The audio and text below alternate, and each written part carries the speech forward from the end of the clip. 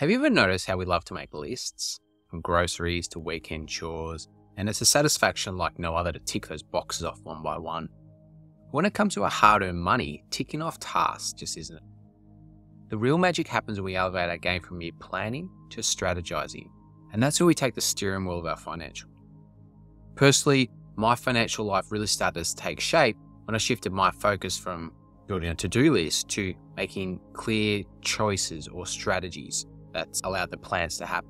I used to think that having a plan was all I needed, but it was after I experienced a few financial hurdles that I realized there's a difference between planning and strategizing. You need both to be able to hit your financial goals. To explain the differences or the concept a bit more, how about we consider grocery shop? Starting with the list.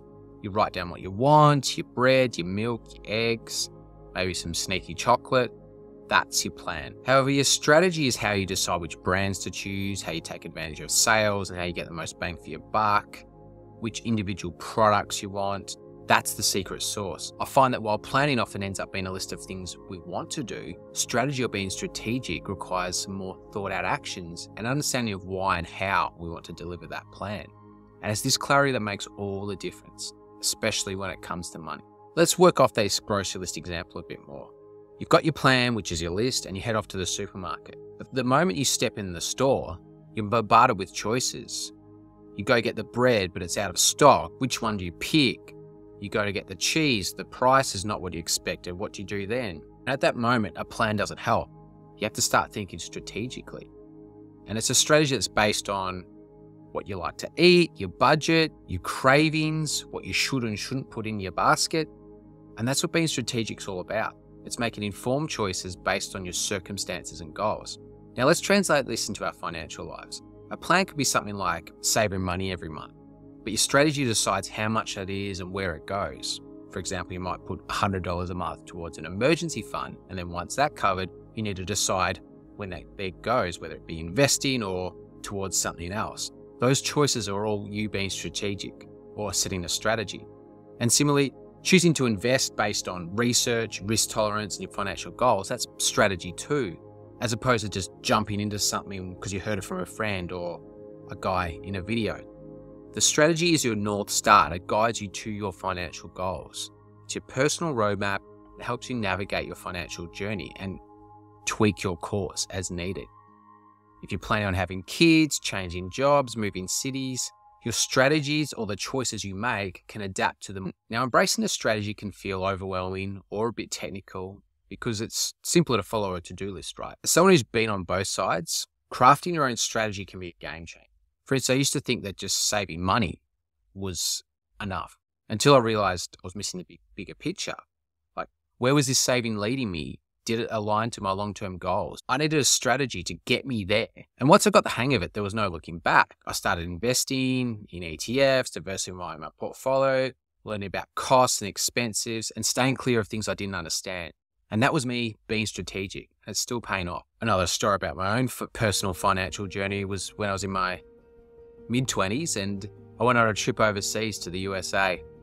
I had saved a fair bit amount of money because I want to be a really good trip, but I also took my credit card as well. And I was solo, so thinking it was a once in a lifetime trip, I didn't want money to be a limiting aspect of the trip. But then, you know the drill, little by little, expenses piled up. You go out to dinner, you misunderstand conversion rates, you buy some new clothes, souvenirs, you talk to strangers, do what they want to do. By the time I got home, it hit me square in the face. A few $1,000s had appeared on my credit card. I had to pay for some car repairs, new tires, some medical bills. And it was there that the simple plan of I'll pay it off seemed a bit harder than I thought. And that's when I had to put my strategy hat on. I sat down and calculated how much I could afford to pay off each month and figured out all the major expenses in the pipeline, cut back on my spending, so no more new clothes, no more trips, no more takeaways. It wasn't easy to pivot and change, but it was necessary.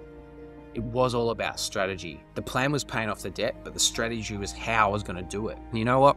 It worked.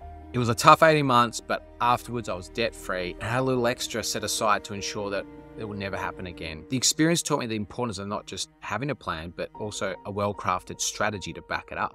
This was also the moment of my life that set me on a trajectory of financial literacy and has me here today telling you my story. So how do you move from just planning to strategizing? Here's a few tips that have worked well for me. 1. Establish clear goals. Start by clearly defining what you want to achieve. 2. Create an integrative strategy. And this isn't just a list of tasks, but a set of choices that take you towards your goals.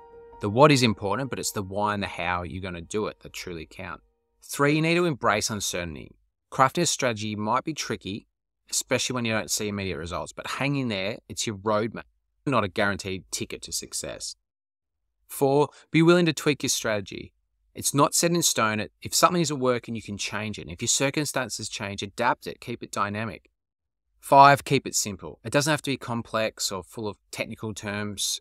If you can explain it to your kids, then it's good enough. Remember, it's not all about choosing between planning or strategy. It's about understanding how they work together.